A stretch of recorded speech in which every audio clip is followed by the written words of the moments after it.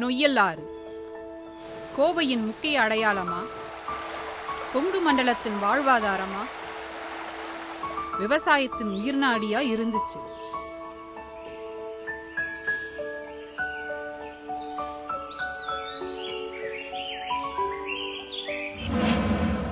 ஆனா இப்போ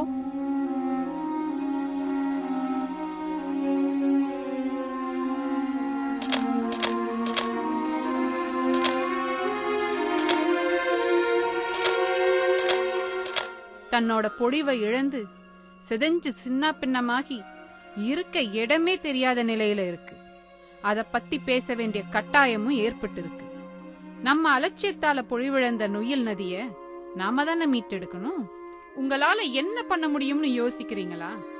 ஏங்க நீங்க பெரியகுளம் சில வருஷத்துக்கு முன்னால எப்படி இருந்துச்சு, இப்ப எப்படி இருக்குன்னு பாருங்க.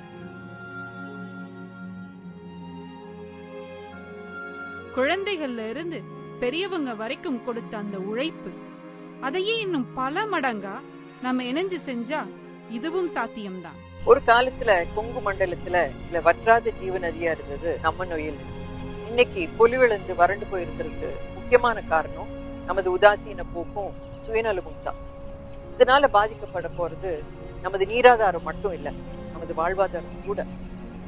பாதிக்கப்பட போவது நாம மட்டும் இல்ல, நமது எதிர்கால சந்ததியும் கூட. நம்ம வாழ்க்கையில எவ்வளவோ இலக்குகளை நோக்கி தேடி போயிட்டே இருக்கு. இன்னைக்கு நொய்யலை நோக்கி போக வேண்டிய கட்டாயத்துல நம்ம இருக்கோம். நாம பண்ணலன்னா யார் பண்ணணும்? இப்ப பண்ணலன்னா எப்ப?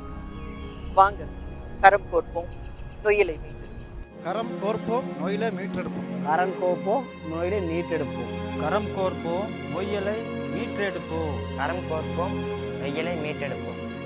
சிறுதுளியுடன் இணையட்டும் நமது கரங்கள். வாருங்கள், ஆலந்துறையில் கூடுவோம். மார்ச் 20, 2016 அன்று. கரம் கோர்ப்போம், நொய்யலை மீட்டெடுப்போம்.